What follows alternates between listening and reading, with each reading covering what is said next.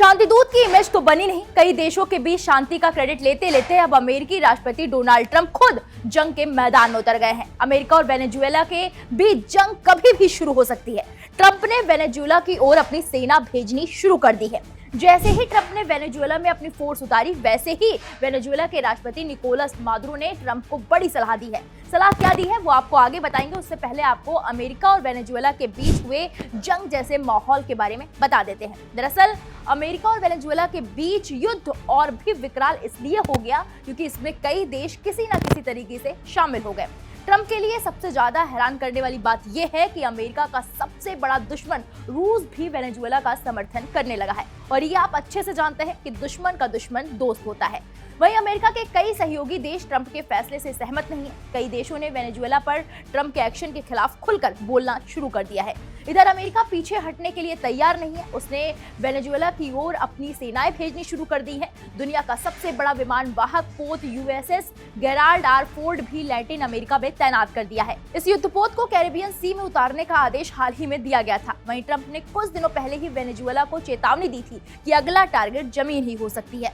बता दें कि कुछ समय पहले ही अमेरिका ने वेनेजुएला के नजदीक F-22 लड़ाकू विमान भी तैनात कर दिए थे। इस बीच रूस ने दुश्मन का दुश्मन दोस्त होता है वाली कहावत सही साबित कर दी और वेनेजुएला की मदद करने का फैसला किया है। रूस ने वेनेजुएला के आसमान में 2 शक्तिशाली एयर डिफेंस सिस्टम तैनात कर दिए। इसके अलावा मीडिया रिपोर्ट्स में ये दावा किया जा रहा है कि रूस वेनेजुएला को बैलिस्टिक और क्रूज मिसाइलें भी सप्लाई कर सकता है। वहीं मादुरो ने अमेरिका के खिलाफ चीन से भी मदद मांगी थी। चीन वेनेजुएला के बीच ट्रेड रिलेशनशिप काफी तगड़ा है। जिनपिंग का देश वेनेजुएला से तेल का एक बड़ा खरीदार है, जिसमें दोनों देशों के बीच तेल के बदले ऋण व्यवस्था शामिल है।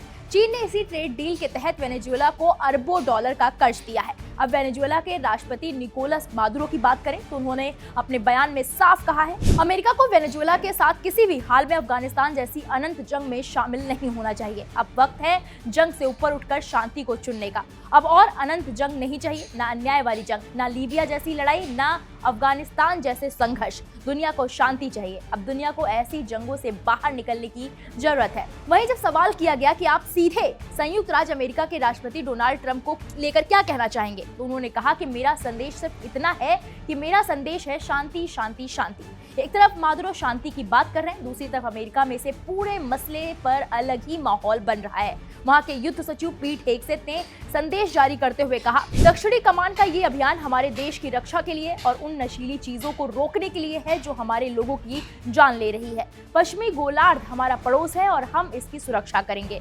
इस मिशन को आधिकारिक तौर पर दक्षिणी भाला नाम दिया जाएगा। अमेरिका पूरी तरह से जंग के मूड में है, लेकिन मादुरो शांति चाहते हैं। अब देखना यह है कि ये जंग किस मोड पर आकर रुकेगी। फिलहाल इस पूरे मामले पर आपकी क्या राय है, हमें कमेंट बॉक्स में जाकर जरूर बताएं।